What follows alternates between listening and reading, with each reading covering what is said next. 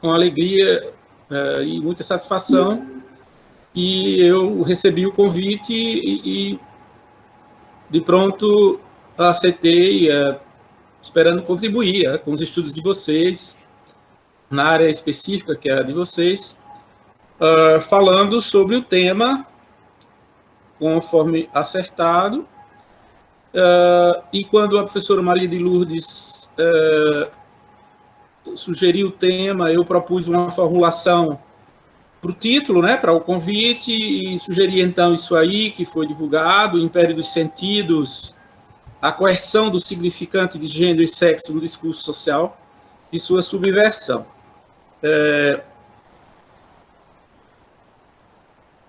É claro que todos entenderam, vocês estudam cinema, né? Um dos temas de estudo que eu estou fazendo alusão, um trocadilho com o filme Império dos Sentidos, filme de outro tempo. Aí. Não vou comentar o filme, não vou analisar, apenas estou dizendo que é uma alusão, porque o título Império dos Sentidos eu posso trazer para a nossa conversa de hoje sobre significados no discurso social, e pelo que vamos ver, eu espero fazer entender que tem algo de império, tem algo de domínio, tem algo de dominação, de imposição, nisso que nós vamos chamar a língua, a linguagem, portanto, os significantes e os significados. Eu vou começar por isso. E então, num trocadilho, faço alusão ao título do filme, mas também porque, como todos sabem, esse filme, que é um filme plasticamente muito bonito, e causou toda uma controvérsia à época, chegando a ser proibido em alguns países. É um filme, para alguns, quase pornográfico, não é? É um filme que conta a história de uma mulher que era prostituta, é contratada por um senhorio, a história se passa no Japão, e contratada por ele, passa a ser sua empregada, desenvolve-se entre os dois uma paixão avassaladora, e os dois começam a fazer sexo e não param nunca mais. Império dos Sentidos é um filme que são cenas de sexo do começo ao fim, entre esse homem e essa mulher, exploram várias possibilidades, o filme tem todas as performances possíveis e imagináveis do sexo. Ocorre que também poderia ser visto, pode ser visto, assim eu vejo, como um filme, do ponto de vista da produção de significações, sentidos, um filme um tanto quanto sexista, e um filme que coloca esse sexo heterossexual de uma maneira que é o mais comum, digamos, nessas produções do cinema erótico ou pornográfico, termina por colocar a mulher como um objeto, não é? Esse sexo muito objetal, e isso eu diria que é algo muito forte nas semiologias que circulam no filme. Vou comentar só isso, para dizer que, de algum modo, tem uma razão de ser essa minha alusão ao filme. Bom, mas eu quero começar por lembrar uma teoria do signo desenvolvida inicialmente pelo suíço Ferdinand de Saussure, lá em 1916, quando ele, teorizando sobre o fenômeno da língua, ou o fenômeno das línguas, ele vai dizer que o significante linguístico, como um dos ingredientes, um dos elementos do signo, é de natureza arbitrária. O significante é arbitrário. E, como ele definirá, o significante linguístico, ele é arbitrário porque ele é de caráter convencional. Como se trata de uma convenção, ele é arbitrário, né? Quer dizer, infundamentado. não existe um fundamento que justifique por que um significante e não outro. Então, portanto, como convencional, é infundamentado, é arbitrário, e em seu caráter arbitrário, o significante sempre se impõe nas línguas como algo dotado de alguma natureza, de alguma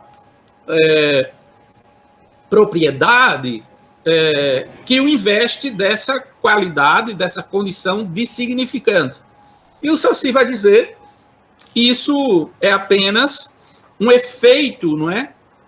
Digamos, semiológico do significante, porque, de fato, ele não tem nada que o fundamente, não existe nenhuma relação de contiguidade entre objeto e significante, não há nenhuma, digamos, nenhum porquê. O significante é convencional, ele é arbitrário, não é? O significante entendido como toda forma material do signo, né? Pode ser na sua forma acústica, pictórica, auditiva, etc. O signo linguístico, composto de significado e significante, o significante é essa dimensão material do signo, não é? E ele é arbitrário. Então, não há nenhuma razão pela qual, em português, nós utilizemos o significante mar para falar dessa coisa que está um pouco mais ao longe, são as águas, as ondas, os animais que lá tem, etc. A gente olha e diz o mar, né? Na língua portuguesa, um substantivo masculino, o mar. No francês, nós dizemos la mer, um substantivo feminino. No inglês, como não tem a desinência de gênero, é neutro. E assim vamos vendo em cada língua e suas convenções, temos lá alguma coisa que está acordada, convencionada. Na noite dos tempos, a comunidade humana falante daquela língua produzia um significante de caráter inteiramente arbitrário, convencional, não é? Então, o gênero das palavras, não é? O significante como tal, etc, etc. Bem, mas o fato é que todas as línguas assim são, todas elas assim funcionam, e já aí o Ferdinand de Saussure mostrava esse caráter coercitivo da língua, né, a começar do caráter coercitivo do significante, não é? Porque nenhum falante da língua, de qualquer língua, vai aprender a língua questionando esse caráter arbitrário do significante. Não vai. As culturas humanas socializam as crianças simplesmente ensinando a língua, a falar na língua, a se expressar na língua. E é muito tardio que o sujeito humano falante vá se dar conta desse caráter arbitrário ou convencional da língua. Então, ali o Ferdinand de Saussure, como um estudioso de Émile Durkheim, né, que já tinha, como fundador da sociologia, produzido alguns escritos, e o Ferdinand de Saussure vai se servir do Durkheim para dizer: olha, a língua é uma instituição social como outra, tal como Durkheim descreve o que é uma instituição social. Uma convenção, um conjunto de convenções e padrões que se impõem aos sujeitos humanos, não é? E que esses sujeitos, desconhecendo o caráter convencional da instituição, toma aquilo por natural, não é? Toma aquilo por único, toma aquilo por insubstituível, universal, etc., não é? Ele vai dizer: a língua é uma instituição como outra, não é? Muito bem. Isso é interessante para um estudo sobre a questão do discurso social, como nós vamos ver daqui a pouco, sobre ideologia, como eu vou trazer também a reflexão, porque se nós não entendermos que o primeiro fenômeno da alienação humana ao discurso ideológico, o primeiro fenômeno da alienação humana à ideologia na cultura, ao fenômeno da ideologia nas sociedades humanas, é a experiência da linguagem, não vamos conseguir compreender a complexidade, inclusive, desse fenômeno que chamamos de ideológico, de ideologia, como uma categoria do discurso social, não é? Porque, como sendo a primeira a experiência da alienação humana, a experiência da própria linguagem, não é? Aí diremos, e está uma experiência da qual o ser humano não foge, não tem como fugir, porque o ser humano se constitui na linguagem como tal. Isto é, diferentemente de todas as demais espécies animais, que têm uma direção e uma especialização biológica próprias da espécie, a espécie humana ela é marcada pela ausência de toda e qualquer especialização e direção biológicas. Nós somos, como uma espécie carente de especialização e direção biológicas. Nós somos uma espécie cuja existência é presidida por uma falta ontológica, né, que é essa falta de ser, não é? Essa falta a ser como espécie. Nós não temos uma espécie a qual se agarrar para existir, como tem os gatos, os cachorros, as abelhas, qualquer que seja o outro ser animal, de espécies as mais variadas, tem a sua espécie, né? Eu digo assim, a qual se agarrar. Quer dizer, nasce como um membro da espécie e passará a existir como tal, pela direção e pela especialização biológicas, não é? Porque se é uma ave, vai voar, não é? Se é um peixe, vai nadar. Nós, seres humanos, não temos essas especializações. E para advir como ser humano, nós temos que aprender, como diz o Lacan, peça por peça, pela mão de um outro, não é? Ou temos que advir, também como dizemos, na linguagem que vai nos ensinar a ser, a como ser, né? Linguagem, entendido como exatamente os procedimentos especificamente humanos. A língua é apenas uma modalidade da linguagem, mas quando nós dizemos língua, estamos falando de todos os procedimentos, linguagem, nós estamos falando de todos os procedimentos de ser humano. E a linguagem é ensinada, a linguagem é aprendida. É por meio do recurso da socialização que os seres humanos vão aprender a ser humanos, a existir, a advir como humanos. Tudo, absolutamente tudo. Nós não somos portadores do que quer que seja por uma transmissão genética, cromossomial, biológicas, exceto as características físicas, como se sabe.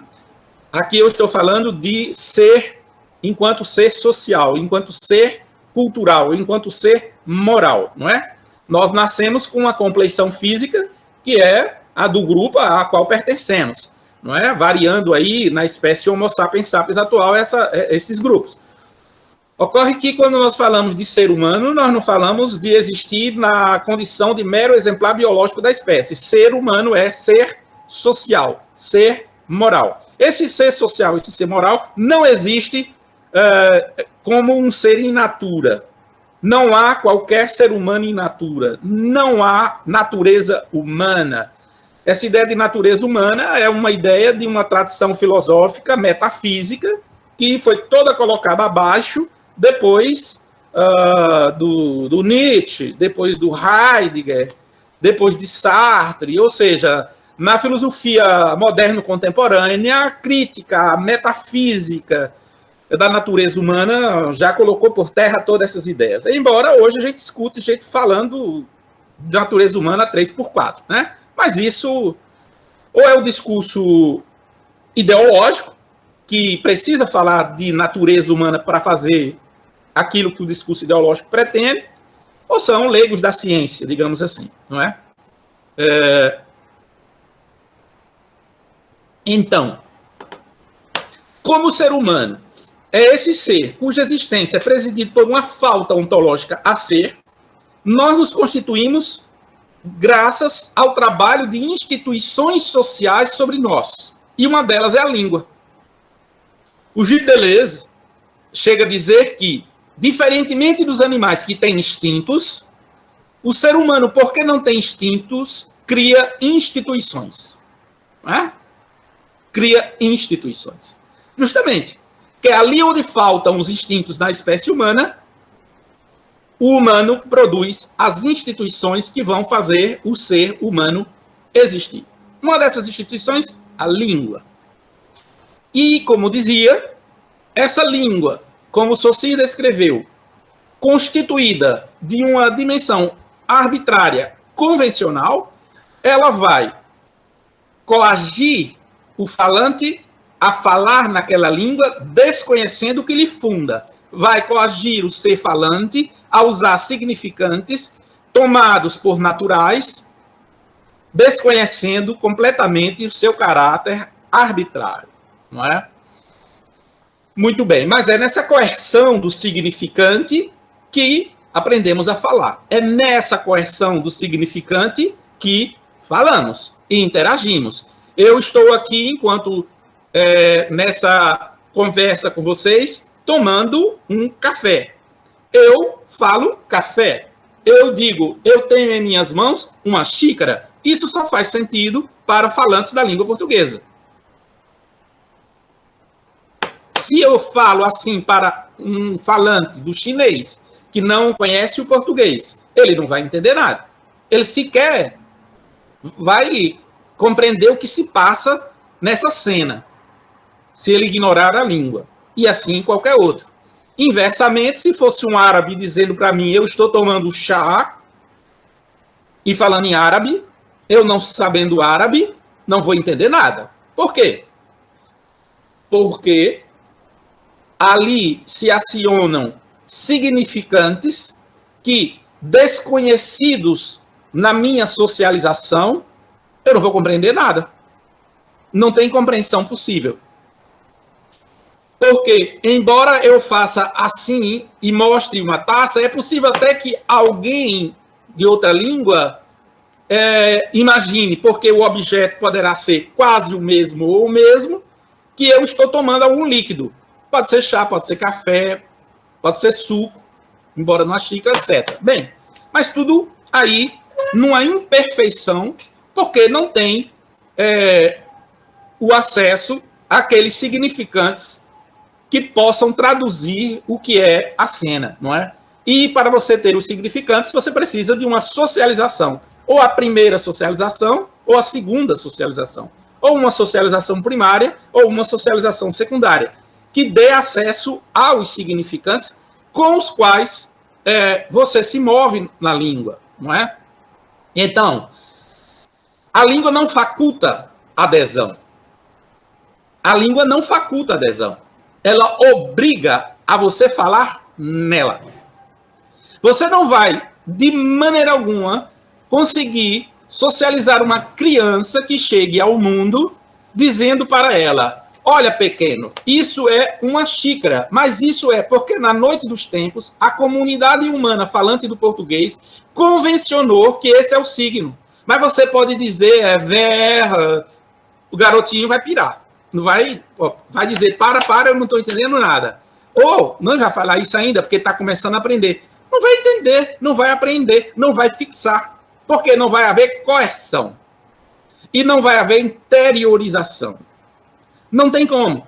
Por isso que as crianças humanas, isso quem diz é o Piaget, testando a veracidade do sistema adulto, isso é o Piaget quem vai dizer, quando você diz para uma criança por volta dos 2 anos que está aprendendo a falar, a criança aponta uma caneta numa mesa, ela diz, o que é isso? Você fala uma caneta.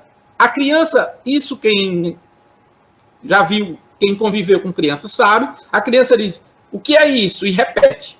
E fica, e o que é isso? Ela repete, o que é isso? O Piaget chamou um teste das crianças humanas a veracidade do sistema adulto. Ela está dizendo assim, bem, tem um adulto aí me dizendo caneta. Bom, mas ele não se contenta. Ele insiste até que a reprodução desse significante, que lá mais tarde o Derrida vai chamar de citacionalidade, essa repetição incessante, caneta, caneta, caneta, o pequeno diz, epa, já deu, é caneta. Dali por diante ele olha a caneta, ele diz, uma caneta, Aí o pai e a mãe ficam super felizes, porque viu que a criança agora já sabe que é caneta. E vai começar a perguntar outra coisa. O que é aquilo? O que é aquilo? É um cachorro, é um cachorro, é um uau-uau, é um cachorro, é um uau-uau. Até que a criança diz, é um cachorro. E vai viver com aquela certeza que é um cachorro. Mais na frente, na vida, é que ela vai estudando filosofia, história, topologia, complicar a vida dela e vai começar a se perguntar se é cachorro, se não é, o que diabo é. Mas, enfim, ali na hora, criancinha é cachorro. E nenhuma cultura humana faz diferente. Socializa nessa coerção. Por isso que o Roland Barthes, num famoso texto dele, chamado Leçon, que numa tradução para o português seria aula, esse texto está publicado no Brasil pela Cultrix, e no texto Leçon, que é uma aula que ele dá no Collège de France, ele vai dizer que a língua é um fascismo. Olha que forte. A língua é um fascismo. Por quê? Diz o Roland Barthes. Porque ela é ordem. Ela é ordo. A língua não ensina a dizer, a língua obriga a dizer. Ela obriga. Ela é ordo, ela é ordem. Ela é fascista. Isso é o Roland Barthes. E, no mesmo texto, nessa mesma aula, o Roland Barthes dirá, bem, é isso. E, como ele, né, versado em teoria antropológica, sociológica, filosofia, etc., psicanálise, ele sabia, ou é isso, ou não tem humano, ou não tem falante da língua. O negócio começa assim. Só que ele diz, bem, mas há a possibilidade de produzir subversões na linguagem, com a linguagem, pela linguagem, e uma dessas formas é a literatura e as artes. Isso a gente vai deixar para o final.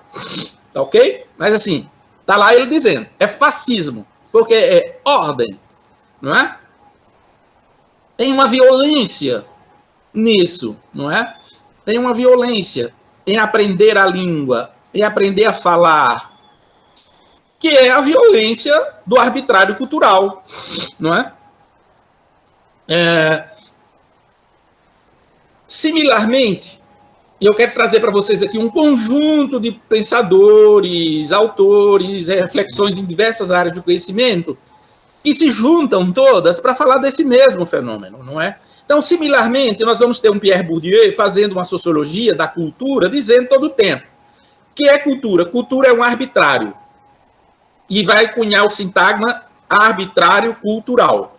A cultura é um arbitrário.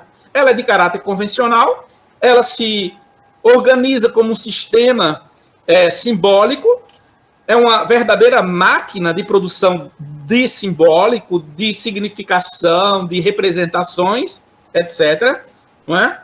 De natureza puramente arbitrária. Por que arbitrário? Porque é convencional, não é? E, em seu caráter arbitrário, é capaz da magia performativa, isso é Bourdieu, de produzir crenças, categorias de pensamento e práticas dos sujeitos nas culturas, isso é o performativo, capaz de produzir crenças e práticas, não é? Que faz com que os sujeitos humanos, os indivíduos humanos, atuem agidos por essas mesmas representações, crenças e práticas, não é? Reproduzindo esse arbitrário cultural, mas sem a consciência do caráter arbitrário do arbitrário cultural. O ser humano age, agido pelo arbitrário cultural, mas sem a consciência do caráter arbitrário do arbitrário cultural. Isso que desde o velho Marx e Engels, lá no século XIX, nós chamamos de ideologia e de alienação, né? O fenômeno do arbitrário cultural em Bourdieu é um fenômeno do ideológico, ou desse desconhecimento do que funda a realidade, que faz que hajamos agidos por ela, não é? E que chamamos de, nisso aí, nesse agir no desconhecimento da realidade, chamamos de alienação. Muito bem. Bourdieu, quando está falando de arbitrário cultural, esse arranjo social da sociedade, o arranjo no sentido estruturalista do sistema, da estrutura, que é convencional e age de maneira a produzir efeitos performativos, não é?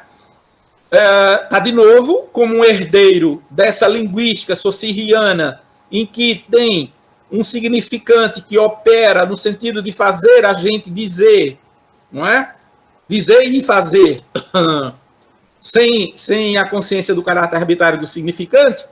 O Bourdieu, no fundo, ao modo dele, resgata a análise do Saussure e também está falando disso, como ele mesmo menciona, sobre a influência do pensamento do John Austin.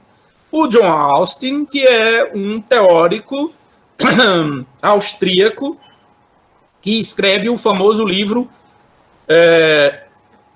Teoria dos Atos de Fala, não é? Atos de Fala. Como fazer coisas com palavras, é o título do livro. Como fazer coisas com palavras.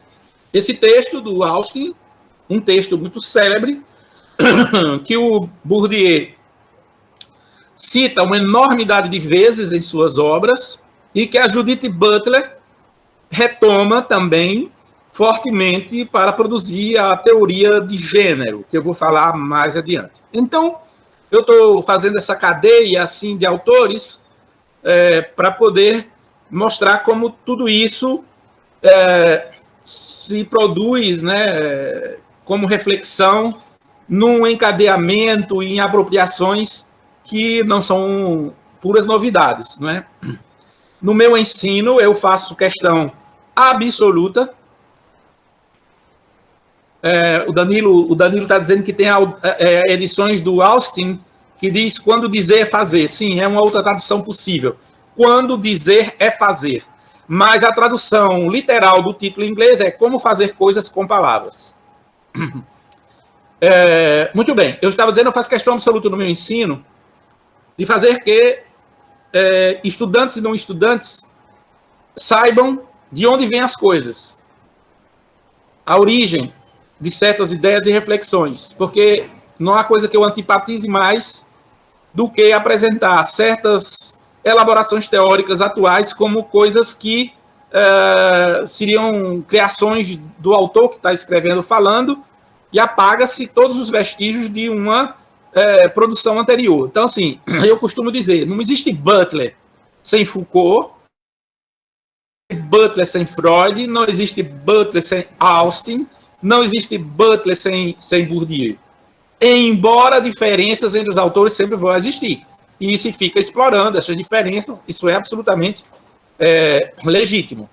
Mas conhecimento novo só se produz a partir de conhecimento anterior. Então não tem Austin sem Durkheim, não é? Não tem Bourdieu sem Austin, Durkheim, não tem Foucault sem Austin, Durkheim, e ele cita, não existe Butler sem Bourdieu, e assim todo o tempo, não é? As descobertas do Freud, a propósito do desejo do inconsciente, estão todas ancoradas num pensamento como o do Michel de Montaigne e do Schopenhauer, não é? A teoria do desejo como falta no Lacan é puro Schopenhauer. Ipsis litera, a teoria do Schopenhauer sobre a vontade no mundo como vontade e representação, etc. Então, vamos lá. Então, por isso, eu estou trazendo esse conjunto de autores para ir mostrando como essa reflexão, no final, ela eu poderia chamar, e eu chamei isso no meu livro, Tudo é Construído, Tudo é Revogável, de uma teoria de fundamento das ciências humanas, ou uma teoria de fundo das ciências humanas, cuja pegada é a pegada construcionista crítica, ou seja, essa ideia de que a realidade, embora apareça para nós como natural, inevitável, transcendental, divina, etc., são construtos de caráter convencional, arbitrário, histórico, cultural, não é que se queira que não, que se saiba ou não, mas são construtos. Isso as ciências humanas conseguiram produzir como entendimento desde o final do século XIX, quando começam a surgir as ciências humanas, e colocou isso aí nas diversas áreas e tornou-se um conhecimento estabelecido. E é um dos mais importantes que as ciências humanas poderiam oferecer às sociedades para a sua desalienação, não é? Embora o discurso ideológico tente toda hora dizer o contrário, que a realidade é divina, natural, é eterna, insubstituível, contra os achados das ciências humanas. E numa sociedade negacionista, numa sociedade de negacionistas das ciências, as ciências humanas nunca deixaram de ser tão profundamente negadas, não é?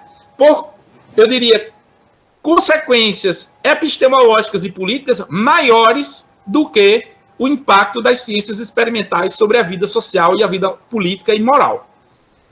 De todos os negacionismos, o mais profundo e o que tem mais efeito ideológico é a negação das ciências humanas, porque são capazes de mostrar o caráter construído e irrevogável, substituível da realidade social. E isso é tudo que os nossos sistemas de sociedades não querem, não é?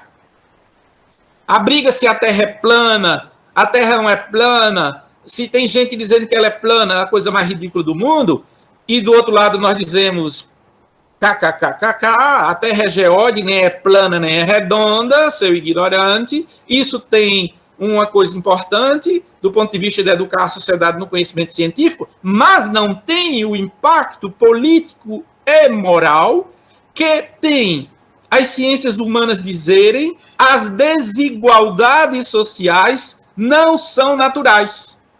São construções históricas e sociais e podem ser removidas do mundo. E é por isso que negar as ciências humanas, digamos, tem muito mais interesse do ponto de vista ideológico, não é? E político. Então, com essa compreensão, não é? Já posso dar por, digamos, por suficiente esse entendimento de como a coercitividade da língua, a partir da coercitividade do significante, e essa coercitividade da língua, um exemplo da coercitividade da cultura, da instituição social, não é? Dou o suficiente para a gente entrar na questão de gênero e sexo. Por quê?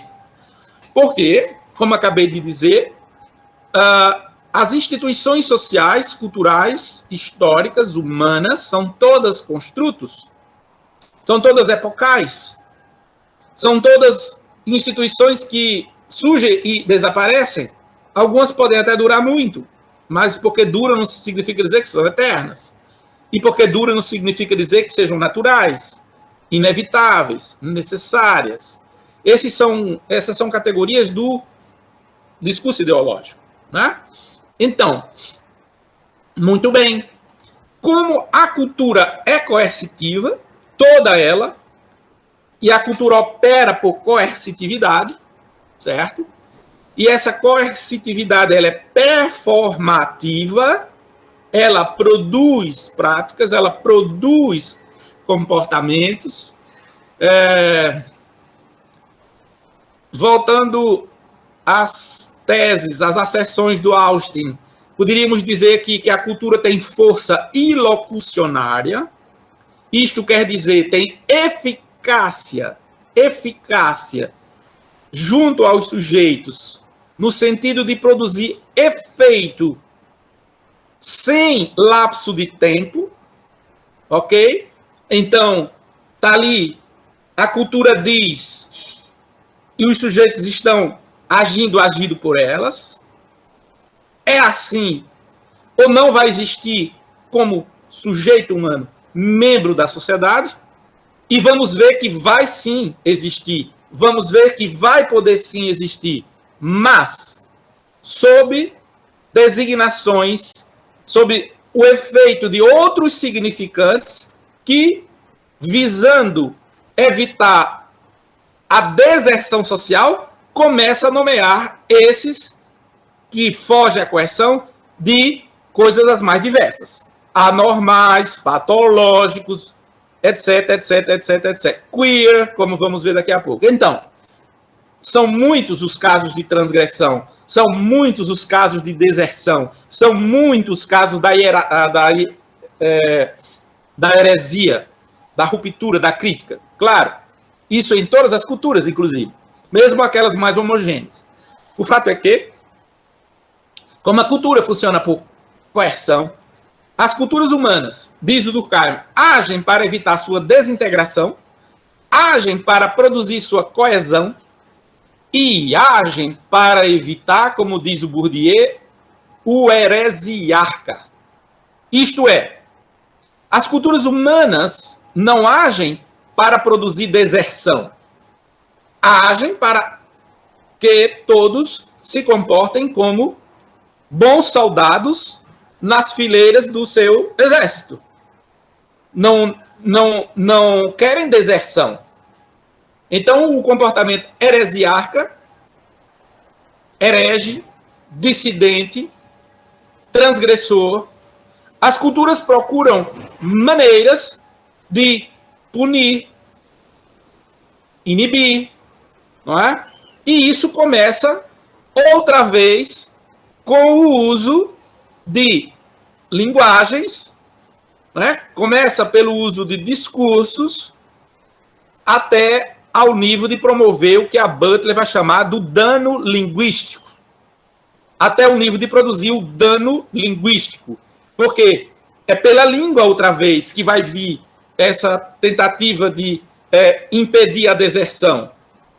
E essa tentativa de impedir a deserção, ela tem vários patamares, vários funcionamentos na língua, na linguagem, até o nível do dano linguístico, que é quando você vai ter a ofensa, a injúria, os proferimentos injuriosos, os proferimentos ofensivos, é o dano linguístico, como a Butler chamará, exatamente para fazer que o desertor volte para as filas. O desertor voltar para as filas. Muito bem. Ok. Eu creio que com essas primeiras coisas que eu estou aqui falando, já deu para introduzir o tema do sexo e do gênero. O que vai acontecer? Como os muitos estudos em antropologia e história já puderam mostrar, no tocante a sexo e gênero, as coisas vão se passar do mesmo jeito. As culturas humanas vão performar, via a linguagem, aquilo que, né, constroem, aquilo que convencionam como sendo o gênero e o sexual. Então, vamos ter diversos operadores linguísticos, mentais, morais, para produzir o gênero e o sexo na cultura. Eu vou dar o exemplo do Claude Lévi-Strauss nos Tristes Trópicos. O Lévi-Strauss, sabem vocês, ele veio naquela missão de fundação da USP e ele viveu no Brasil por um período e durante, acho que 3 anos, e durante esse período ele fez umas incursões em grupos indígenas, sociedades indígenas do Brasil Central. Bororo, Nambiquara, e ele vai e conta que, por ocasião de uma permanência dele entre os Nambiquara, ele está na aldeia e uma menininha Nambiquara vem puxando o cachorrinho dela. Vem lá com um cachorrinho na coleira. E como aquela coisa que nós adultos fazemos com crianças, tentando e começar uma conversa e tal, e diz qualquer coisa, diz uma asneira, diz uma brincadeira para ver se inicia uma conversa. E aí o Lévi-Strauss faz isso com a menininha e fala: é o seu, tipo, é o seu neném, é o seu bebê, tipo assim. Aí a menina, tipo, assim, vou dar uma lição a esse grandalhão aí, né? Como é que ele olha para meu cachorrinho e fala que é um bebê? Aí ele conta assim, né? E aí a menina disse, isso não é um bebê, é um cachorro, você não tá vendo? Aí o Levi-Strauss sacou, né? Ela estava dizendo assim, vou lhe corrigir, você não está vendo que é um cachorro? Só que, qual é a questão que vai nascer aí? É que nessa conversa, quando a menina se dirige de maneira altiva ao antropólogo, dizendo, você parece que não sabe das coisas, porque está dizendo bebê quando eu estou com um cachorro. A menina daí, isso tudo, claro, especulação nossa, né, de adultos, a menina vai olhar para ele e diz, quando eu crescer, é isso que vai ser de interesse etnográfico. Ela diz, quando eu crescer, eu vou fazer irronagem. Uma palavra nambiquara. A Levi-Strauss escuta. O pai da menina estava do lado e disse, não, você quando crescer não vai fazer irronagem. Quando você crescer, você vai fazer tirronagem. A Levi-Strauss ficou curioso, porque percebeu que havia uma diferença de fonema apenas. Havia um fonema acrescido ou subtraído. E aí ele ficou se perguntando. O pai corrigiu a menininha por um fonema. Qual é o segredo desse fonema? O que tem aí? Ele, então, pergunta para o pai qual é a diferença. E qual é a diferença? É que quando a menina diz, quando eu crescer eu vou fazer irronagem, ela está dizendo, eu vou fazer o trabalho de pegar a moca, o pau grande, e sair fazendo buracos para colocar as sementes.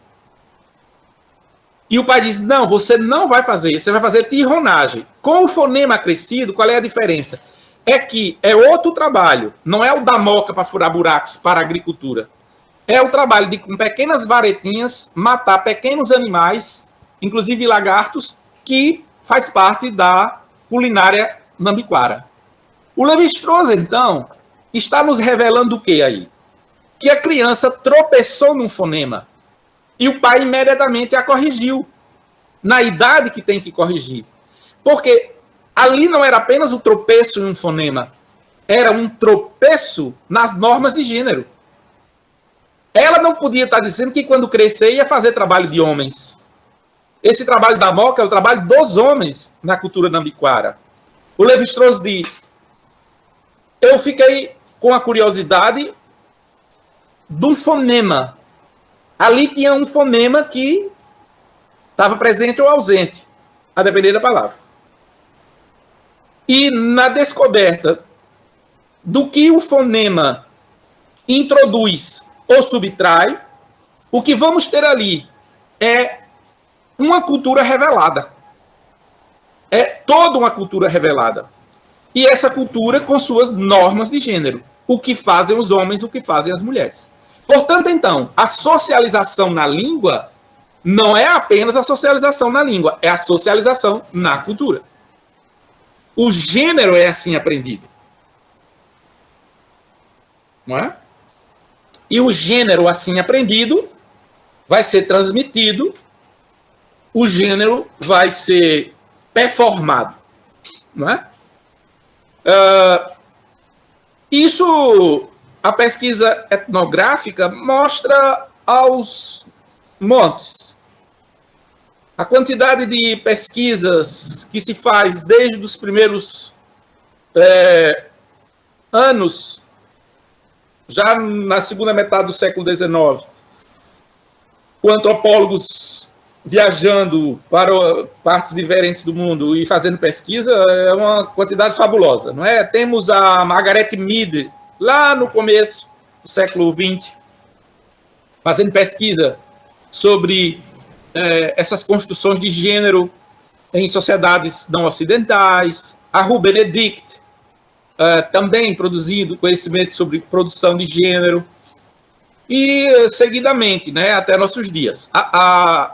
Eu aqui vou dar um salto bem grande, não é? Porque a literatura é bastante conhecida. Você tem todo um conjunto de pesquisas em ciências humanas mostrando como o gênero é aprendido, a despeito do discurso ideológico ou do discurso cultural ou do discurso social querer fazer crer que o gênero é natural, não é? Mas ele é aprendido, não é? Então, quando a Simone de Beauvoir, enfesada da vida, com esse negócio de que existe uma mulher biológica e tal, ela já estava muito puta da vida com isso, aí está escrevendo o Segundo Sexo e abre o segundo tomo, dizendo, não se nasce mulher, aprende-se a sê-lo, on le devient, torna-se, vence a sê-lo, on le devient seria, vence, né, a sê-lo, torna-se. Ela está dizendo, parem com essa zorra, não é? Que negócio. E se conhece muito essa frase, mas a obra é maravilhosa, porque no primeiro tomo, o que a Simone de Beauvoir escreve é uma antropologia geral do ser humano. O que é o ser humano? O que é essa criatura? Ela é plástica, ela é moldável, ela é construída, é disso que se trata. Ela está lá com o Sartre combatendo a ideologia da natureza humana, né? É o Sartre com todas as letras que mete lá em o humanismo, o existencialismo é um humanismo, a natureza humana não existe. Ponto. Acabou-se. Não tem esse negócio de natureza humana. Isso é falácia de um pensamento metafísico anterior que o Nietzsche e o Heidegger já tinham ajudado a Sartre poder dizer, porque eles estão antes do Sartre e já tinham destruído essa ideia. A Simone de Beauvoir ali com Sartre, então, não tem nada de natureza humana. E, portanto, não tem nada de natureza feminina. Não tem uma natureza feminina, não, como não tem uma masculina. Não se nasce nada, não se nasce mulher, aprende-se a ser. Eles já estão escrevendo também debaixo do céu freudiano, que é o céu da desconstrução dessa história de gênero e sexo natural. O Freud, revolucionariamente, embora todas as ambiguidades de algumas de suas tiradas, mas foi muito subversivo e revolucionário ao tirar sexualidade do campo da natureza, colocar no campo da linguagem, no campo da cultura. E então, a ideia de que não se nasce mulher, aprende-se a sê-lo, é colocar por terra a ideia de uma mulher biológica, como de um homem biológico, né? Nós temos uma fisiologia, nós temos uma biologia, óbvio. Nós somos um ser biológico, óbvio. Mas quando nós estamos falando de gênero e sexo, não estamos falando de realidade biológica. Estamos falando de uma realidade que é social, moral, não é?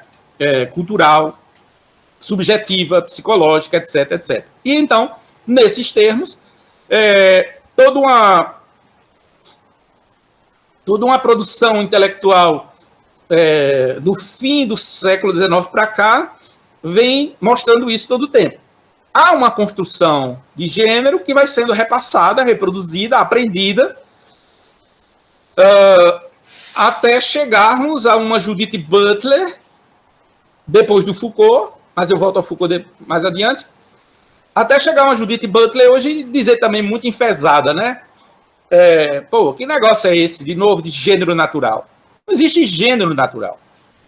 O gênero é um aprendizado, como já aprendemos, como já sabemos, ele é performativo, né? É performado, e como é performado, podemos ver, inclusive, nas dissidências, né? Nas dissidências, outras performatividades, não é? Ou seja, outras possibilidades de performar o gênero fora do binarismo dominante, masculino, feminino, homem, mulher, etc, etc. E a Butler introduz uma tese bastante boa, bastante crítica, que ela vai dizer, inclusive, o seguinte: contrariamente a um discurso social que pretende fazer crer que o gênero é um derivado do sexo, então você teria o sexo morfológico, o sexo anatômico, e então por que os corpos humanos nascem marcados por essa morfologia e uma fisiologia, as culturas interpretariam esses corpos, um como o masculino, outro o feminino, e daí é que vai performar o gênero. E performar, portanto, o sexo, não é? Numa coisa do tipo, como ela diz, sempre com uma pretensão de uma equação coerente, né, pseudo-coerente, ou que se exigiria coerência, que seria uma coerência entre gênero, sexo e desejo. Do tipo, se você tem no corpo um pênis, nasceu com o piruzinho, ora, a cultura toda só espera que você cresça para ser homem e desejar mulheres. Se você, contrariamente, nasceu sem o piruzinho, não é? Você é a mulher e espera-se de você, né, desejar homens.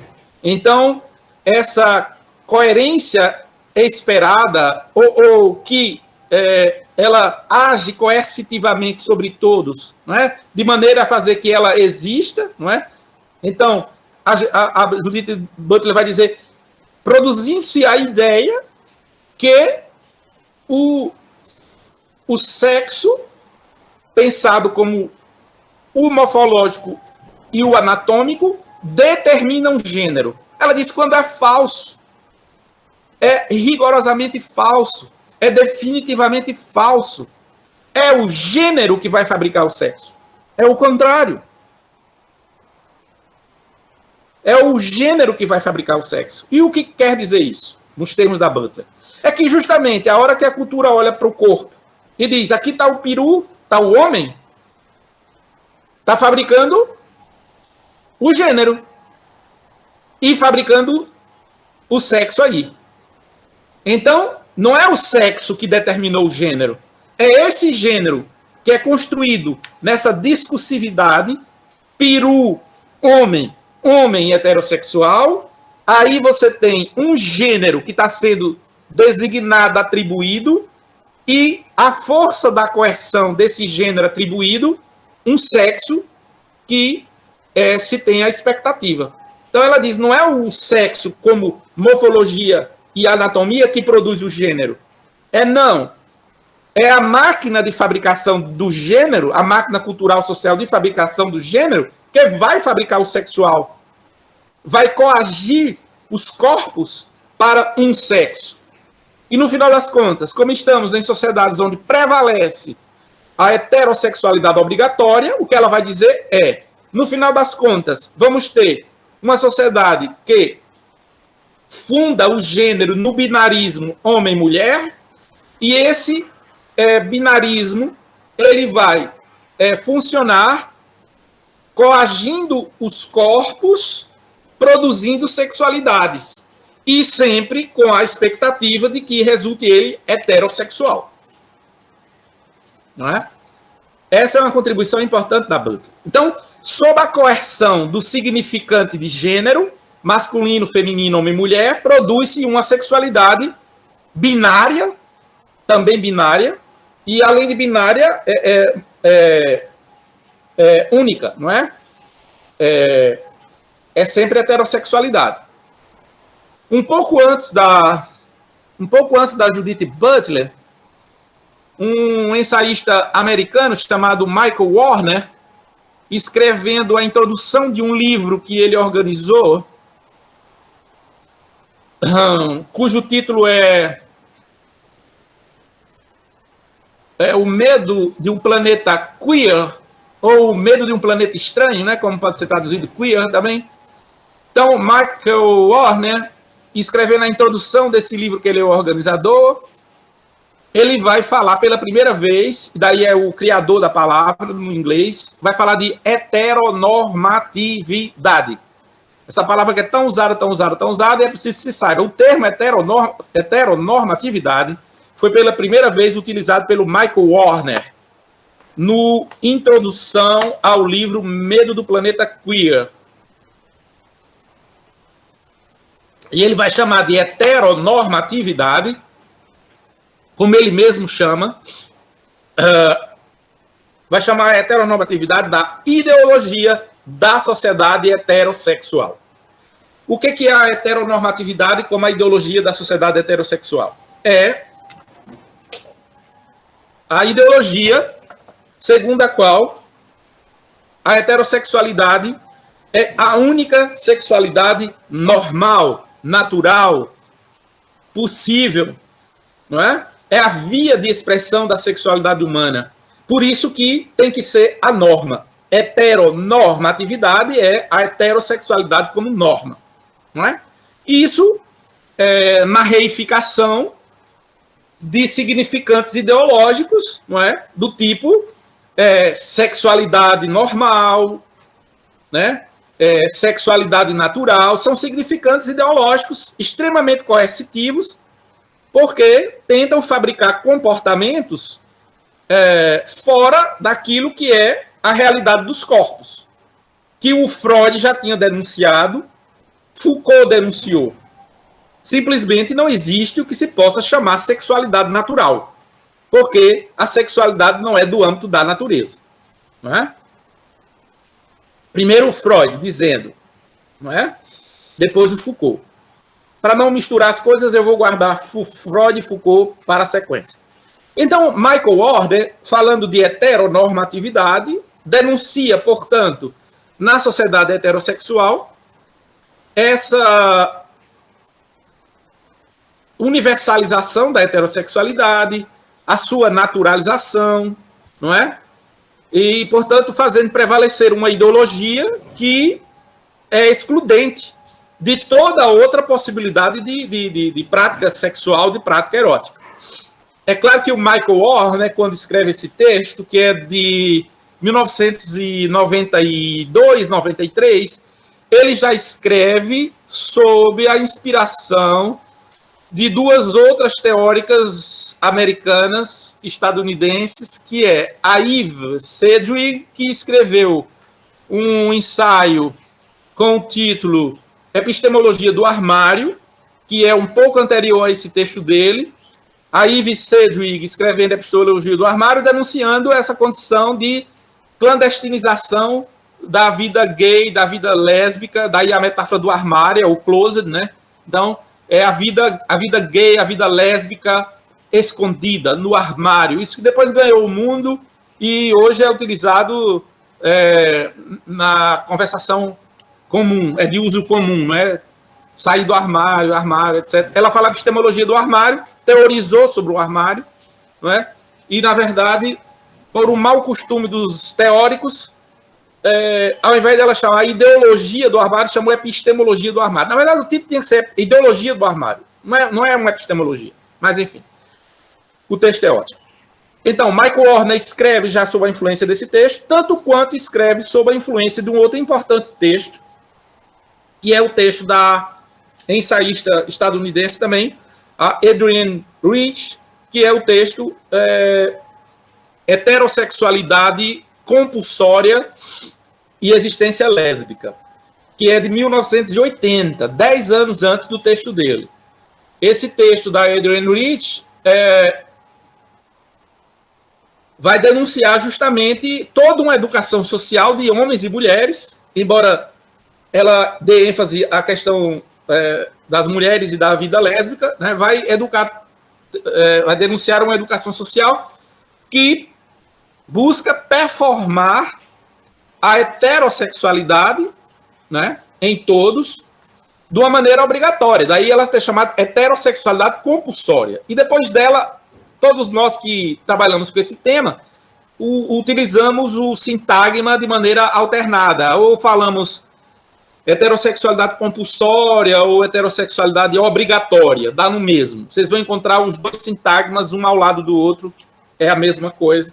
Essa obrigatoriedade de ser heterossexual, essa ideia de que a heterossexualidade, sendo natural, sendo a via normal, o caminho único da sexualidade humana, ela é obrigatória. Não é? Então, essa máquina de produção da obrigatoriedade da heterossexualidade, denunciada nos termos críticos e extremamente desconstrucionistas, eu diria, no sentido de dizer, bom, se é natural, por que essa máquina de obrigação?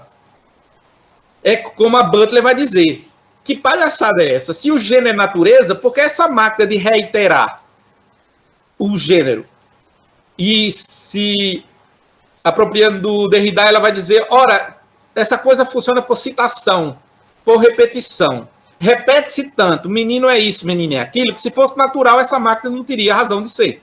A existência dessa máquina de citação, de repetição, para produzir a performatividade do gênero, a performação do gênero, ela não teria razão de ser. A existência dela é a denúncia de que não tem natureza na jogada. A existência de uma ideologia heteronormativa, de uma máquina de produção da heterossexualidade obrigatória, é a denúncia de que nada disso é natureza. Porque o que é natureza. Um cachorro vai ladrar aqui em Pequim, independente de qualquer família que o criar. Não é? E um gato não vai acordar amanhã dizendo que tédio da vida, eu não quero mais ser gato, eu quero agora ser borboleta. Não vai rolar. A espécie a qual os animais se agarram não abre esse espaço. Enquanto nós, seres humanos, não tendo espécie a se agarrar, vamos de A a Z, e daí todo o horror das máquinas sociais, do sistema de sociedade, para nos produzir. Porque nós podemos ir de A a Z. Inclusive, agir de uma maneira não conforme todos os interditos e os pilares da cultura humana, da civilização humana, etc, etc, etc. Né? Com todas as desculpas que o sistema de sociedade dão, inclusive para produzir repressão e tentar corrigir, como eles dizem, como o sistema de sociedade dizem, desvios de condutas, como se fosse desvio de alguma natureza, quando na verdade não são desvios de natureza alguma, não é? São percalços e situações de desamparo, de quedas em desgraça, que alguns sujeitos têm a infelicidade de viver.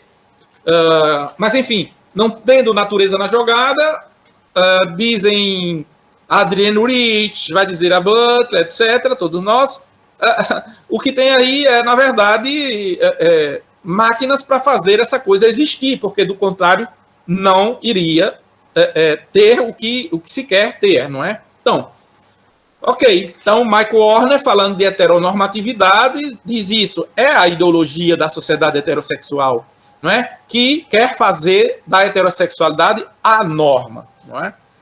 O Didier Ribon, esse biógrafo do Michel Foucault,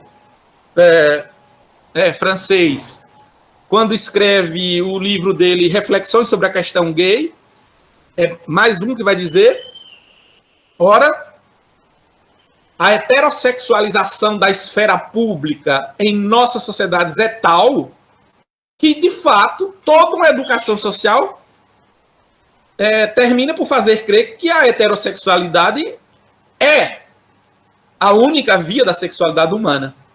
Não é? O que é a heterossexualização da esfera pública? É essa sociedade que você vai ao shopping, os casais héteros estão de mão dada, se beija, a moça se senta no colo do rapaz, não é? É a novela com os beijos dos casais heterossexuais, às vezes quase sexo explícito, às 6 horas da noite, para as criancinhas verem no sofá com a vovó, com o vovô, e com a mamãe e o papai, a literatura, etc, etc. Não é? E aí, quando a Globo resolve fazer uma novela, 2, que tem algum casal gay, aí esses infelizes reacionários que o país está cheio, né, incluindo as correntes religiosas, começam a dizer que a Globo quer destruir a família. Né? A Globo vai destruir a família. Você já deve ter escutado isso. É a novela, é a televisão do Satanás, essas coisas que correm no popular, não é? Que é a televisão de Satanás. E uma campanha que foi feita por grupos evangélicos para que as pessoas não liguem na Globo. Não é? Então, assim, a Globo agora não é a caixinha do demônio. Então, vai destruir a família, etc. O destruir a família é um eufemismo do discurso reacionário ideológico para uma coisa. A Globo fez a vida gay entrar nas casas, com dignidade. É um eufemismo para dizer, a Globo enfiou em nossas casas para crianças, adolescentes e todos verem casais gays. É eufemismo para isso. Simples assim. Por quê? Novela das 6 horas sempre teve, e tem, até hoje, cenas que beiram ao sexo explícito em casais heterossexuais. E essa gente reacionária moralista nunca disse nada. Aparece o casal gay, aí é destruição da família. É um eufemismo para tratar disso. Trata-se apenas disso. Eu não estou conseguindo ler o que estão escrevendo no chat, mas depois eu posso recuperar, porque a janelinha fecha rápido, eu não acabo conseguindo ler. Se você quiser, eu posso ler para você, Alípio, rapidinho. Tá. Deixa eu te pedir uma coisa. Tá. Eu estou caminhando para dizer as duas últimas coisas e aí a gente pode abrir a conversa. Bem rapidinho. Tá. Bom, então, muito bem. Eu estava falando, Didier Ribon chama isso de heterossexualização da esfera pública, porque é bem isso, não é? É toda a paisagem, toda a cena, a vida cotidiana, a cena pública é toda heterossexual. E aí tá valendo, pode, é legal, é normal, não tem nada. Pintou um gay, aí é o fim do mundo. Não pode, não é? Ou, se for, tem que ser bem comportado. Eu acredito que todos aqui escutaram a frase por 10 mil vezes. Bom, você quer ser gay, mas entre quatro paredes. Quer ser gay, mas comportado. É a ideia do seguinte: pode ser, mas não dê visibilidade. Pode ser, mas no armário. Ou seja, a homossexualização da esfera pública, não. Nela, somente a heterossexualidade. É o que o Didier vai chamar da heterossexualização da esfera pública, próprio de uma sociedade sob a batuta da ideologia heteronormativa ou da ideologia da heterossexualidade obrigatória e exclusiva, não é? Porque eu penso que o sintagma precisa, inclusive, ganhar essa outra palavra. Não é nem só obrigatória, é obrigatória e exclusiva, que é uma coisa de exclusividade. Porque mesmo todos os ganhos e os avanços que já tivemos com legislações do mundo inteiro, em grande parte do mundo, que institucionaliza os direitos gays, ainda assim, nós permanecemos com a ideologia do diagnóstico. Continua-se a falar da homossexualidade, da transexualidade, como alguma coisa que se deve entender a causa. Enquanto no imaginário de nossas sociedades permanecer essa ideologia da causa, que permite fraudes no campo científico e moral, enquanto permanecer essa ideologia da causa, não saímos da patologização das sexualidades não heterossexuais. Não é? Nesse sentido, não posso deixar de dizer também nesse seminário uma outra coisa, é que eu lamento profundamente que o movimento gay, LGBT, ou LGBTQIA+, como chamam hoje, essas letras que não param, desde 15 anos que eu estou no debate e na discussão sobre as coisas, na minha época, nesse período, era só o movimento gay. Agora é LGBTQIA+, enfim, muito bem. Haja menino e menina entrando aí com suas letras, seus significantes. Mas está valendo, nenhum problema.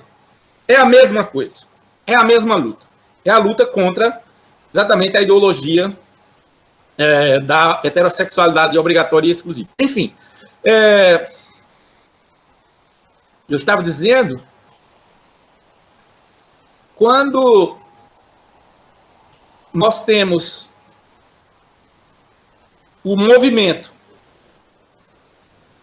gay, para resumir aqui, entendido como o grande movimento LGBT mundial, quando esse movimento aderiu à ideia que, para falar das sexualidades dissidentes, homossexualidade, transexualidade, deveríamos falar orientação sexual e não mais opção, preferência, escolha, pela ideia de que esses termos são politicamente contraproducentes, porque chocam o conservador e que, então, para dominar a fera e para tornar palatável as bandeiras do movimento, encontramos o termo adequado, que é falar das sexualidades dissidentes como orientações sexuais, me parece um grande equívoco. Eu já escrevi e denunciei isso, denunciar no sentido filosófico, fiz a crítica disso, porque trocar a patologização que chamou doença e anormalidade por outra que nomeia orientação sexual não é o que queremos. No fundo, orientação sexual é outro diagnóstico patologizante. Simples assim. Inclusive porque os que usam esse termo sabendo ou não, estão fazendo um discurso essencialista, substancialista, como se, de fato, existisse uma coisa que habita o corpo dos gays e lésbicas, que é uma orientação sexual. Inclusive, chegam ao delírio de acreditar que orientação é só homossexualidade e transexualidade. A heterossexualidade é natural. Olha o movimento onde caiu. Então, assim, a heterossexualidade é natural. Ok, mas nós é uma orientação, sabe? Então, assim, por favor, não me reprima. Por favor, me deixe existir. Por favor, me aceite, porque eu não tenho culpa. Afinal, é uma orientação. Ora, mas que capitulação grande diante da ideologia. Porque, na verdade, e aí por isso que eu deixei Freud e Foucault para o final, e aí vou encerrar, depois de Freud, falar de sexualidade natural e falar de orientação como uma substância que habitaria o corpo das pessoas é um atraso em teoria. Depois de Freud não se pode ser não freudiano. Está lá o Freud ensinando que sexualidade é algo do campo das pulsões, do campo do desejo. E quando se fala pulsão e desejo, nós estamos falando outra vez de linguagem, nós estamos falando outra vez de cultura, de relações, de cursos, percursos. E como bem disse o Freud no ensaio, 3 ensaios sobre a teoria da sexualidade, a pulsão, ela é caótica, ela é variegada, ela é subversiva, ela não tem via única. A economia da pulsão é gozar. E, portanto, Freud vai dizer de maneira revolucionária, está lá no texto, o desejo de um homem por uma mulher não tem nada de evidente em si mesmo. Simples assim. Freud está dizendo que não tem nada de evidente em si mesmo. É um curso das coisas. Outros cursos podem haver. Não tem nada de evidente em si, ele está dizendo que não tem nada de natural. A pulsão ela é caótica, ela é variegada. E, nesse sentido, é que a sexualidade humana é plural. É quando Freud vai falar do perverso polimorfo. Perverso no sentido dos percursos mais diversos. Isso é do latim, né? Ele está falando da pervia, do percurso outro, que não o da via única. Não é perverso no sentido de cruel. E ele está dizendo, é polimorfo porque tem muitas formas possíveis. Freud vai dizer nesse ensaio, a criança humana é o exemplo maior do perverso polimorfo. Porque, como a criança humana ainda não está castrada, como os adultos vão ser depois, na continuidade vão sendo castrados, as zonas erógenas, os prazeres, as satisfações nas zonas erógenas corpóreas faz da criança um perverso polimorfo. Por conta desse texto, a sociedade vienense deixou de cumprimentar Freud por 10 anos. Deixou-se de dar bom dia para ele por 10 anos. Freud estava dizendo o óbvio, né? Mas, enfim, lançando toda uma compreensão de sexualidade que retirava a sexualidade dessa ideia de um curso único, um curso normal, um curso natural, etc, etc, etc. E é assim que o Freud vai ter diversas manifestações positivas favoráveis a homossexuais. Várias. Embora seja dele a infeliz frase que é apropriada por psicólogos conservadores, quando ele diz que a homossexualidade é o desvio, é um desvio do desenvolvimento normal da sexualidade, mas isso teria que ser estudado em todos os sentidos da obra dele, para não parecer essa coisa estandar conservadora.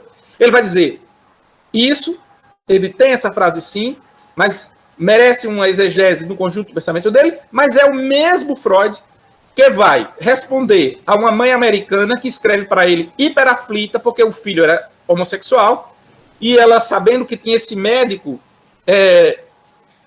em Viena, que já tinha alguma fama, que tratava desses assuntos, ela escreve para ele e pergunta o que fazer com o filho e tal, tal. O Freud escreve uma carta belíssima que diz que você não tem que fazer nada.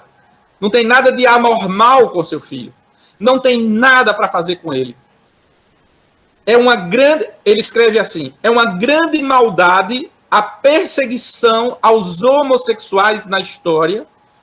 E aí ele vai dizer, e grandes homens, grandes figuras da história da humanidade eram homossexuais. Aí faz aquela famosa listinha. Platão, Leonardo, uma listinha que o movimento gay nunca mais esqueceu, né? Está sempre trazendo ela de volta, porque o Freud legitimou a lista. Então, o Freud. O Foucault. Depois do Freud, não se pode não ser freudiano, não é? Muito bem, voltar à tese de uma sexualidade natural. O movimento gay faz uma coisa que tem que ser repensada.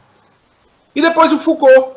Quando Foucault escreve do volume da História da Sexualidade 1, que a ideia de sexualidade é uma ideia moderna e, a rigor, é um dispositivo histórico do século XIX. Ele vai dizer, a sexualidade é um dispositivo histórico. O que quer dizer dispositivo histórico? Um conjunto de instituições com suas técnicas, seus saberes, suas regras, que vai produzir todo um discurso do sexual, da sexualidade, de maneira a classificar, enquadrar e as suas consequências, não é? Então ele diz, não existe como uma substância corpórea, como algo que estaria nos corpos, né? Eu sempre digo, na verdade, com o Michel Foucault, nós poderíamos dizer que o que existe são os corpos e seus prazeres. Isso é o único que existe. O que existe são os corpos e seus prazeres. Não existe a sexualidade como uma substância nem biológica, nem fisiológica, nem subjetiva, psicológica, que definiria o sexo de ninguém. Então, nesse sentido, é que é um atraso, em teoria, voltar a essa ideia de orientação sexual como se fosse um refúgio de segurança ontológica para responder à violência da discriminação e do preconceito. Politicamente, eu só situo esse desespero do movimento gay em se agarrar ao conceito de orientação sexual como uma procura de segurança ontológica. São sujeitos violentados, profundamente violentados, e que, no desamparo, né, produzido por essa violência, chegam para a sociedade dizendo, opa, encontramos a resposta, não é? É uma orientação sexual. Essa coisa tão eu diria, antissubversiva, ela é tão pouco transformadora e emancipatória que ocorreu um evento bizarro na primeira Conferência Nacional LGBT, no governo Lula. Nesse momento, o governo convidou 100 observadores nacionais, entre professores universitários e outros pesquisadores, e eu fui um deles. E eu estava exatamente em Brasília, na conferência, o Lula foi para a abertura, e quando ele estava falando, o presidente da República, numa cerimônia de abertura de um evento, estava dizendo, olha, meu governo é um governo solidário à causa de vocês, é um governo que vai apoiar a causa de vocês. Ele estava abrindo a primeira conferência e disse, nosso governo respeita a opção sexual de vocês. Pasmem, metade do auditório gritou, interrompendo a fala do presidente da República, coisa jamais vista, dizendo, opção não, orientação. Meu Deus, eu tomei nota na hora, né? Uma anotação etnográfica. Eu digo, isso vai para um artigo, porque a alucinação é tal que chegam a numa cerimônia, com a formalidade que tem a presença de um presidente da República, interromper o discurso do presidente para dizer, ei, você não está sabendo falar. Aprenda, a palavrinha é orientação, viu? Não é opção. Como se, ao dizer opção, estivesse numa via política contraproducente, que atrapalha a tudo, porque está colocando as coisas como da ordem de uma escolha, que não pode ser. E aí, no senso comum, é aquela conversa dos gays e trans, que desde pequeno eu me vi como gay, desde criança eu me via como uma mulher, essa coisa senso comum, que se escuta muito. Outras entrevistas dizendo, eu não escolheria ser gay, que eu não escolheria uma coisa para sofrer. Ora, porra, mas você sofre, não é porque você escolheu ser gay, você sofre porque tem uma sociedade homofóbica, uma sociedade regida pela batuta da heterossexualidade como norma. Mas dizer eu não escolheria é como se dissesse, não, eu não escolhi nada, eu fui empurrado para. Foi empurrado pelo quê? Por um gene? A loucura de gays, mesmo intelectuais, a falar de que há um gene gay, há um gene, há uma determinação cromossômica não é? Todas essas coisas que eu nomeei no artigo de fraude científica ou moral, porque não há nenhuma pesquisa que possa atestar gene nenhum, cromossomo nenhum, nada do biológico e do orgânico para definir a sexualidade de ninguém. E toda pesquisa sobre causa da homossexualidade é fraude. É fraude, o nome é esse, não é? Simon Levey, o Simon Levey, outros lá na Suécia, pesquisas absurdas do tipo, cara lá na Suécia, uma equipe, pega cérebros de mulheres e cérebros de homens, presumidamente gays, recolhem cérebros e vão fazer pesquisa de tecido cerebral morto, e aí saem dizendo que através de ressonâncias magnéticas descobrem que o cérebro das mulheres lésbicas é similar ao cérebro dos homens heterossexuais. E o cérebro dos homens gays é similar ao cérebro das mulheres. Pesquisa de cretinos para reforçar o discurso ideológico no senso comum de que gays são mulheres e lésbicas são homens. É a velha história da inversão sexual. São invertidos, não é? Então, na verdade, o que é um gay? Um homem gay? É uma mulher num corpo de homem. O que é uma lésbica? É um homem num corpo de mulher. São cretinos, isso é fraude. Primeiro porque atestar qualquer coisa em tecidos de cérebros mortos, não é? Por ressonância magnética, concernente ao que é o erotismo, o sexual, é de uma cretinice que merecia condenação eterna, para eles nunca mais poderem fazer pesquisa de coisa alguma. Porque o sexo é do âmbito do subjetivo, do emocional, não é? De escolhas libidinais, não é? Que, para quem já leu Freud, sabe muito bem que são escolhas que comportam diversas variáveis no âmbito disso que é a pulsão sexual e o desejo. Então, não é? Chega desse negócio de causa da homossexualidade, não é? Isso é tudo fraude, não é? Então, me deixou bastante indignado até o movimento LGBT ter feito essa adesão, isso lá por volta do início dos anos 80, ao conceito de orientação sexual, não é? E aí é por isso que eu publiquei um artigo na Bagoas, número 4, fazendo a crítica do conceito de orientação sexual e a crescente substancialização e essencialização de um conceito que não fosse essa substancialização, poderia até servir para alguma coisa.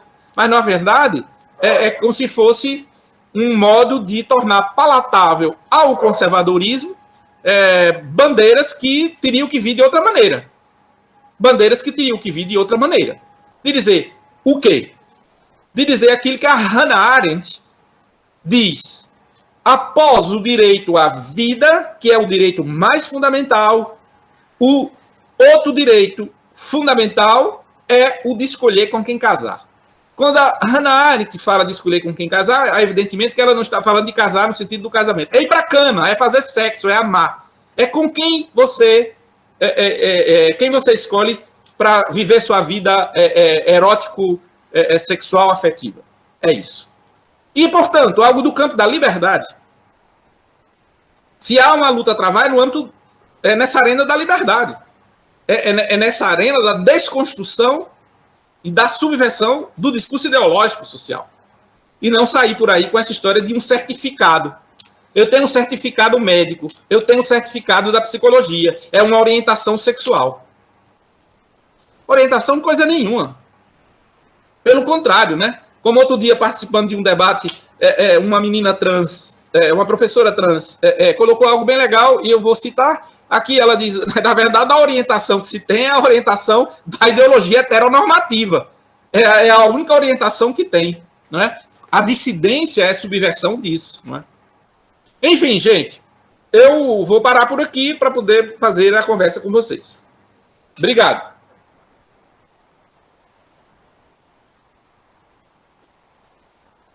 A gente fica assim, muito feliz, né? E assim, meio sem palavras, com tanta informação procedente, informação de quem acompanha, de quem pesquisa, de quem reflete criticamente, né, essas questões. E eu acho assim, que é uma aula, né? Uma aula assim, para a gente. E tem muitas dúvidas, né?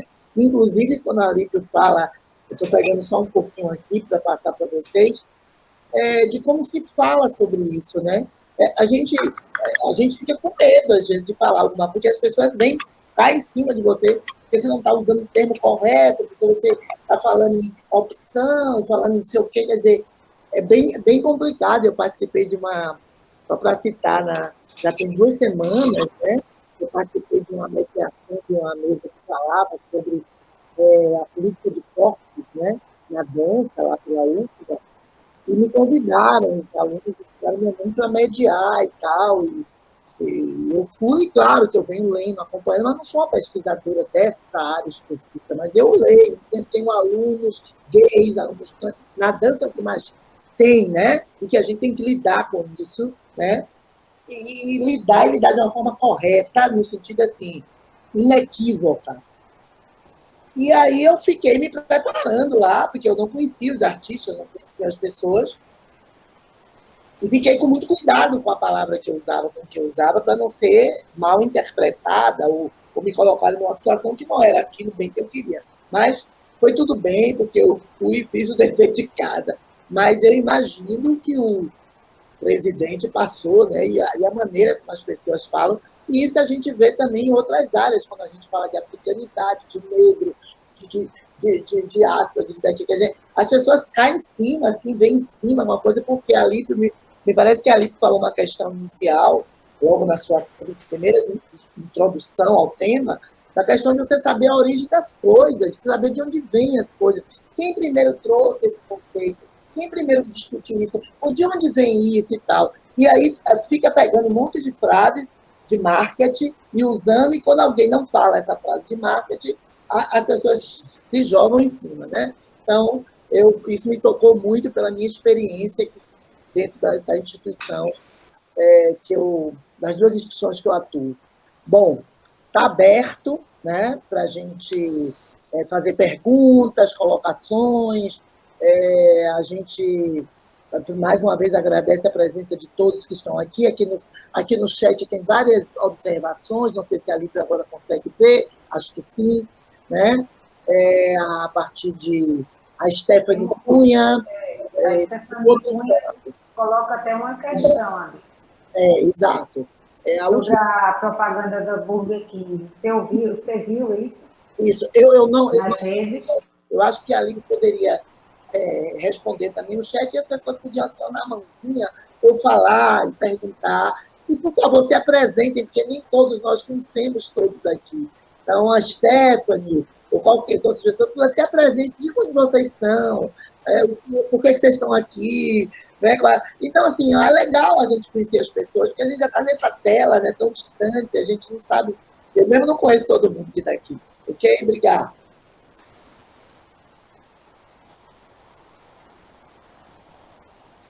Eu não entendi o falado a propósito de alguma coisa. Alguém pode ler para mim depois sobre propaganda? Eu não acompanhei o que está escrito. Stephanie, você pode fazer a pergunta ao professor Alípio? Tá. Okay. Boa tarde, pessoal. Vocês me ouvem bem? Sim? Ah, tá, ok. Meu nome é Stephanie, eu falo de BH. Eu sou orientanda da professora Lourdinha, no mestrado em dança da UFBA. E aí eu estou aqui a convite dela. E aí, quando você falou sobre essas questões aí, né, da orientação, opção sexual e tudo mais, e como a gente realmente, nós não somos orientados, né, para além desses binarismos, né, eu lembrei dessa propaganda do Burger King, que trazem várias crianças com seus pais, né, que seriam na propaganda, fazendo relatos assim, como eu vou explicar para minha criança, para o meu filho, caso a gente presencie um beijo gay, um beijo lésbico. E aí as crianças respondendo, assim, de uma forma muito lúdica e muito natural, né, se não houvesse aí todo esse poder aí, né, que a gente sabe que existe na sociedade, que você já citou tudo isso que a gente vive, que não é de hoje, né, todas essas quebras e rupturas, elas são muito mais recentes, na verdade, esse entendimento, aparecimento, né, dessa outra diversidade que sempre existiu, na verdade, ela só não estava tão posta para a gente quanto hoje. E aí, essa propaganda eu achei de uma delicadeza, de uma sutileza muito bonita de se ver. E aí ontem alguns amigos me mandaram um vídeo de uma resposta religiosa. Não sei se vocês chegaram a ver, assim, o quanto que é absurdo, e aí usam de trechos da Bíblia, e aí vão batendo na mesma tecla várias vezes, e aí eu conversando assim com alguns amigos, assim, nossa, gente, eu queria um botão de desver, porque como que fazem um desserviço tão grande, que usam as crianças e tudo mais, aquela coisa toda, e é sempre para o nosso lado, quando falam que a gente coloca, né, faz ideologia de gênero e tudo mais. E aí me colocando enquanto professora também, né, do ensino fundamental e médio, muitas vezes alunos, né, estudantes, assim, que perguntam, que questionam mesmo acerca da nossa sexualidade também. E aí, assim, né, qualquer coisa que você responda, dependendo da escola, então dos pais, né, muitas vezes cobram, é um absurdo. E aí você percebe, assim, o outro lado fazendo algo, assim, monstruoso, né, que é a disseminação do preconceito em todas as suas formas. Porque, ao mesmo tempo que a gente trabalha tentando abarcar toda a diversidade, o respeito, independente do que seja, né, tem uma frente ainda muito grande e que trabalha para que muitos direitos nossos sejam apagados e também para que os preconceitos sejam mantidos, né? E aí levando em consideração da sexualidade, da cor social e por aí vai. Aí eu não sei se eu consigo mandar ou compartilhar o vídeo com vocês, caso vocês queiram, eu posso mandar para a professora Lourdinha, assim. É uma coisa bem bizarra. Você pode colocar o link aqui, disponibilizar esse link, que aí todo mundo tem acesso para ver.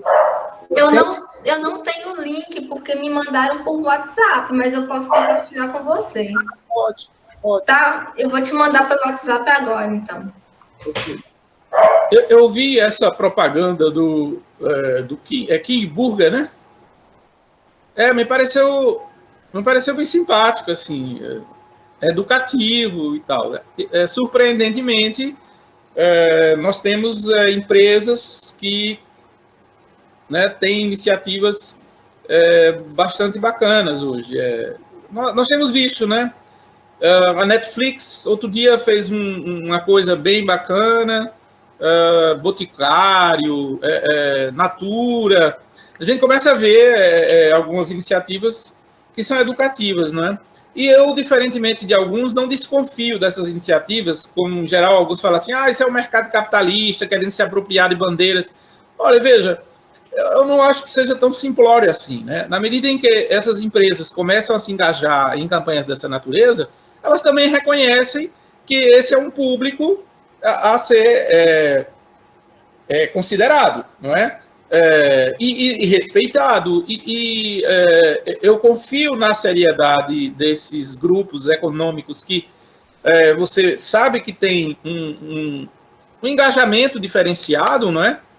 Que não pode se colocar tudo nessa vala comum do interesse capitalista em vender e tal, porque senão a gente não vai poder pensar de fazer transformações no interior da própria sociedade capitalista, não é?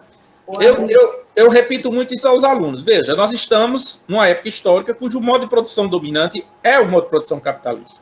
Os modos de produção não desaparecem da história da noite para o dia, não é? O feudalismo durou 1000 anos. O capitalismo vai durar um pouco mais? Não sabemos. Ninguém pode fazer esse tipo de especulação. Vai acabar amanhã? Na esquina está outro modo de produção? Não sabemos. Mas o fato de um modo de produção durar com suas características, as características mais fortes do capitalismo é mais-valia, propriedade privada, exploração de classes, etc, etc. Significa dizer que a gente vai ficar aqui agora sentado no modo de produção, esperando ele acabar para fazer alguma coisa. Pelo contrário, estamos nós em lutas de resistência e crítica, buscando transformações pontuais na vida cotidiana. É isso que pode tornar a existência possível, não é? No mundo de violências e de sofrimento evitável imposto toda hora. Então, quando eu vejo iniciativas empresariais no sentido de evitar o racismo, né, evitar a homofobia, eu tomo isso como autêntico. Eu não tomo isso como inautêntico, né? Porque senão você vai ficar colocando a etiqueta do inautêntico em tudo. Então só é autêntico o movimento social? Se é somente autêntico o movimento social, por que ele está batalhando por mudar a sociedade? Ele está batalhando para mudar a sociedade porque, além do movimento social, outros têm que falar a mesma língua nossa. E aí, como é que eu vou estar batendo na Natura, na Netflix, dizendo, não, isso aqui é só captura, isso é só domesticação. Pô, então tá lutando pelo quê? Não é? Então, eu achei bem legal, eu gostei. Eu concordo com você, principalmente porque, mesmo que a iniciativa seja uma decisão da empresa para atingir um público melhor, se essa decisão, em termos dele, é ordenada em termos do capitalismo e do lucro que eles querem ter e de atingir uma outra coisa, o problema é deles.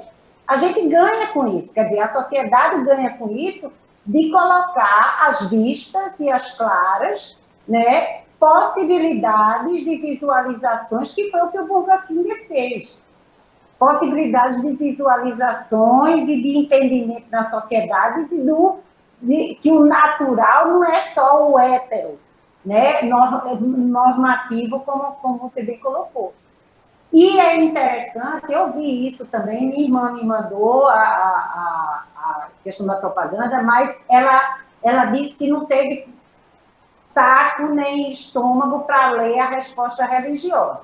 Mas começava, né, os evangélicos, claro, começava primeiro pedindo boicote a Burger King, depois 1000 outras coisas, dando explicações que está destruindo a família, exatamente o que a gente colocou aí, né? Essa coisa de botar dentro de casa a normalização da homossexualidade, essa coisa toda que foi bem colocada aí por Alito, né? Agora, não me surpreende ser o Burger King. Vocês imaginem, seria nunca o McDonald's, né? A Burger King é a empresa inglesa, né? É a contrapartida inglesa do McDonald's, né?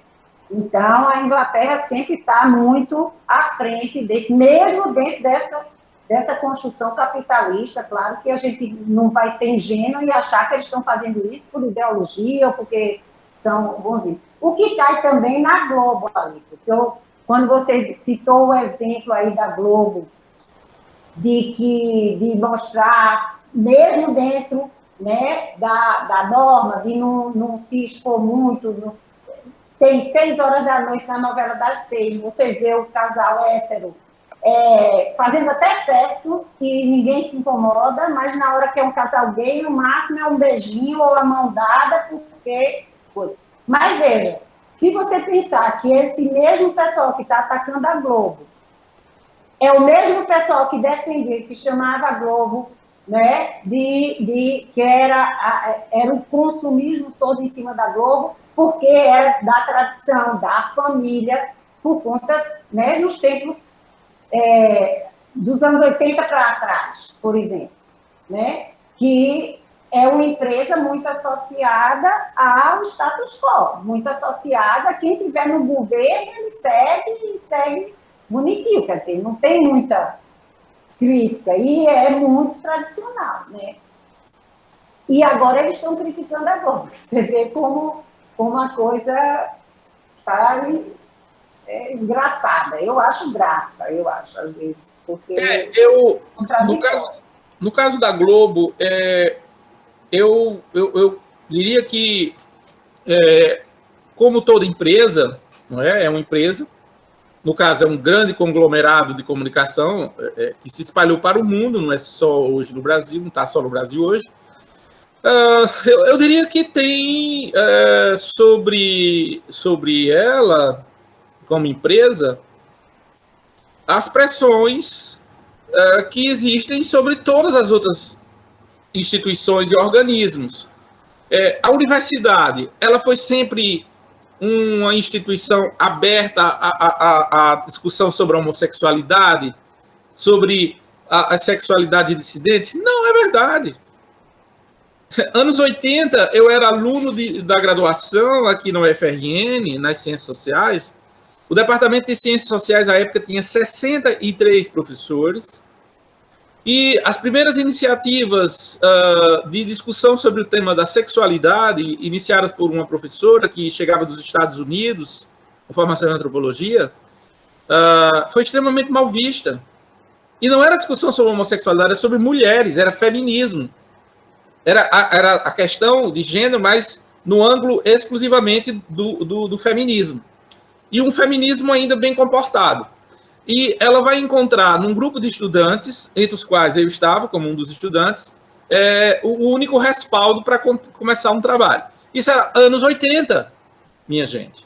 E o que tinha de apelidos, o que tinha de comentários, o que tinha de maldizer por uma pesquisa sobre a questão da violência sobre as mulheres. Era basicamente isso. Foi no progresso do trabalho que começou a aparecer a questão da homossexualidade, porque nós começamos a colocar na pauta também essa discussão, não é? E aí tinha colegas que tinham pesquisas sobre a questão da homossexualidade já e tal. Bem, para vocês terem uma ideia, uma das joias do discurso ideológico que surgiu nos corredores das ciências sociais da UFRN à época, e isto é, anos 80, foi: quem disso cuida, disso usa. Simples assim. Quem disso cuida, disso usa. Como uma maneira de estigmatizar qualquer pesquisa, qualquer estudo, qualquer conversa sobre sexualidade. Porque você tinha gênero, mulheres, homossexualidade. Então, assim, o tema é sexualidade, não é gênero. Mexe com essa zona aí proibida, tabu, não é? Não é? Então, imagine, Luiz Motti, nos anos 80, correu o Brasil com um programa que era bem interessante. Ele chamava Antropologia dos Temas Proibidos. O título era ótimo.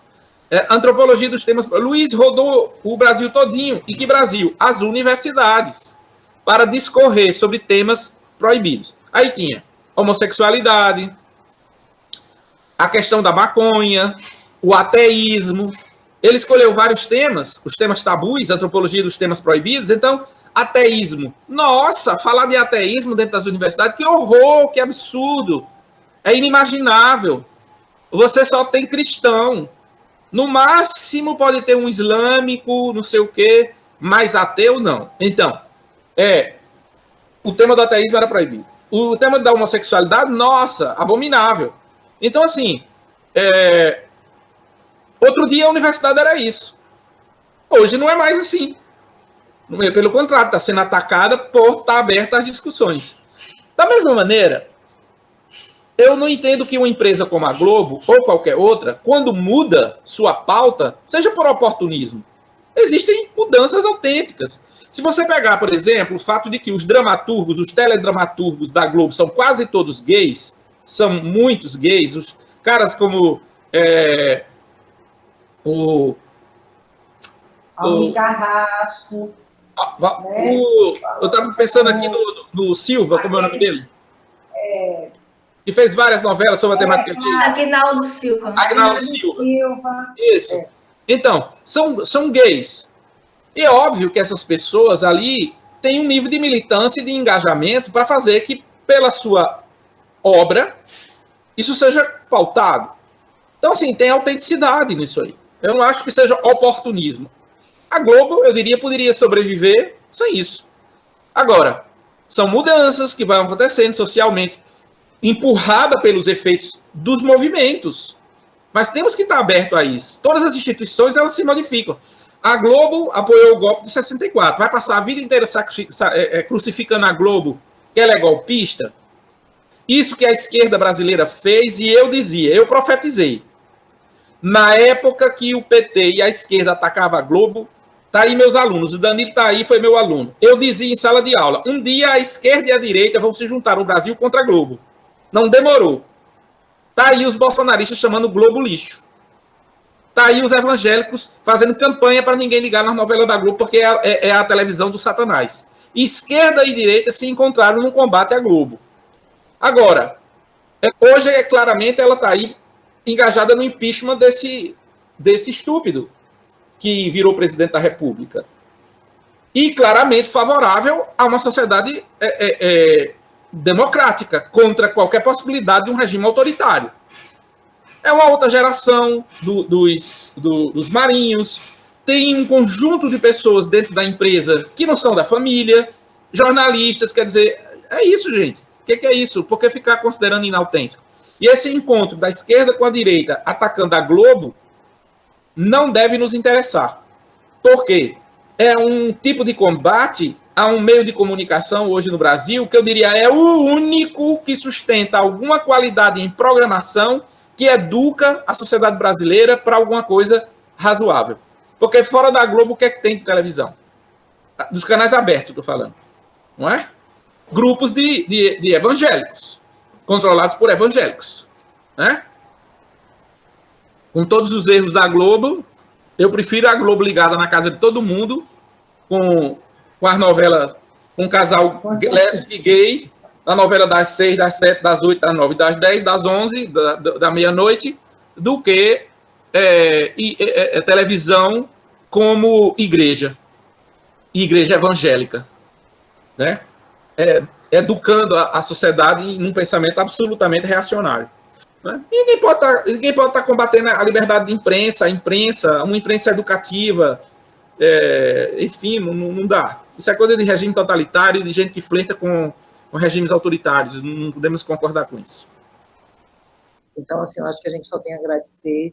Eu coloquei para gravar, que eu já ia me esquecendo, o Leonardo me chamou a atenção, porque a gente faz depois as perguntas, a gente faz uma edição para organizar, para botar no nosso canal do YouTube, porque fica disponível para que as pessoas que não assistiram possam assistir e acompanhar todas as fases dos seminários temáticos do Link, né? Já está na sua terceira edição virtual, só que em termos de seminário, de proposta de seminário, é o primeiro virtual assim, nessa pandemia, mas a gente já fez 3 com temáticas diferentes. E aí as pessoas podem acessar nosso canal do YouTube e assistir. Convite, e pelo interesse e atenção. Obrigadíssimo. Querido, beijo. Ai, gente, até mais. Tchau, tchau. Eu sou a última a sair mesmo, né?